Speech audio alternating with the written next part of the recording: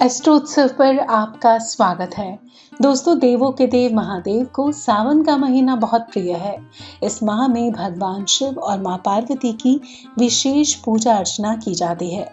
साथ ही विधि पूर्वक सोमवार का व्रत भी किया जाता है। धार्मिक मान्यता है कि ऐसा करने से जातक को मनचाहा वरदान प्राप्त होता है। साथ ही महादेव का आशीर्वाद भी मिलता है। इसके अलावा सावन में कांवड़ यात्रा भी शुरू होती है, जिसमें ज्यादा संख्या में शिव भक्त शामिल होते हैं। क्या आपको पता है कि कांवड़ यात्रा की शुरुआत कैसे हुई? अगर नहीं पता तो आइए आज इसी के बारे में विस्तार से जानने की कोशिश करते हैं। लेकिन उससे पहले जान लेते हैं कि इस साल कांवड़ यात्रा कब शुरू होगी। पंचांग के अनुसार इस बार कांवड़ यात्रा की शुरुआत 22 जुलाई 2024 से होगी। वहीं इसका समापन 2 अगस्त 2024 यानी सावन शिवरात्रि के दिन होगा। बात करते हैं कांवड़ यात्रा से जुड़ी कथाओं की। तो पहली कथा की अगर बात करें तो कहा जाता है कि त्रेता युग में श्रवण कुमार ने कांवड़ यात्रा की शुरुआत की थी। उनके अंधे माता पिता ने हरिद्वार में गंगा स्नान करने की इच्छा जाहिर की। ऐसे में उनके पुत्र श्रवण कुमार ने माता पिता को कंधे पर कांवड़ में बैठाकर पैदल यात्रा की और उन्हें गंगा स्नान करवाया। इसके पश्चात वो अपने साथ वहां से गंगा जल लेकर आए, जिससे उन्होंने भगवान शिव का विधि पूर्वक अभिषेक किया।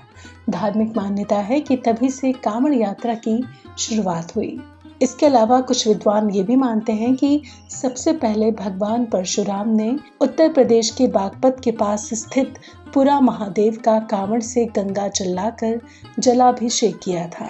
परशुराम इस प्राचीन शिवलिंग का अभिषेक करने के लिए गढ़मुक्तेश्वर से गंगा जी का जल लाए थे।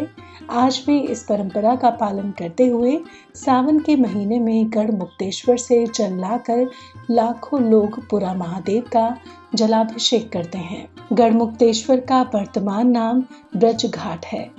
वहीं कुछ जगहों पर यह भी मान्यता है कि भगवान श्री राम पहले कांवड़िया थे।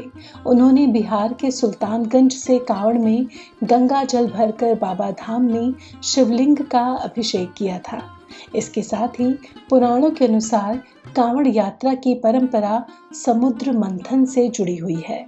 समुद्र मंथन से निकले विष को पी लेने के कारण भगवान शिव का कंठ नीला हो गया और वो नीलकंठ कहलाए। परंतु विष के नकारात्मक प्रभावों ने भगवान शिव को घेर लिया। शिव को विष के नकारात्मक प्रभावों से मुक्त कराने के लिए उनके अनन्य भक्त रावण ने ध्यान किया। तत्पश्चात कांवड़ में जल भरकर रावण ने पुरा महादेव स्थित शिव मंदिर में शिव जी का जल अभिषेक किया। इससे शिव जी विष के नकारात्मक प्रभावों से मुक्त हुए और यहीं से कांवड़ यात्रा की परंपरा का प्रारंभ हुआ। इसके साथ ही कुछ मान्यताएं ऐसी भी हैं जिनके अनुसार समुद्र मंथन से निकले हलाहल के प्रभावों को दूर करने के लिए देवताओं ने भगवान शिव पर पवित्र नदियों का शीतल जल चढ़ाया था। सभी देवता शिव जी पर गंगा जी से जल लाकर अर्पित करने लगे। सावन मास में कांवड़ यात्रा का प्रारंभ यहीं से हुआ। तो ये थी अलग अलग मान्यताएं, अलग अलग कथाएं जिनसे हमने ये जाना कि कांवड़ यात्रा का प्रारंभ कब हुआ।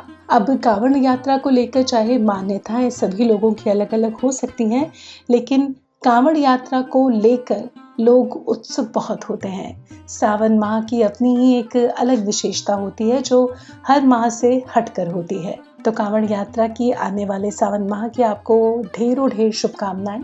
इसी के साथ ही एस्ट्रोत्सव पर अभी के लिए बस इतना ही।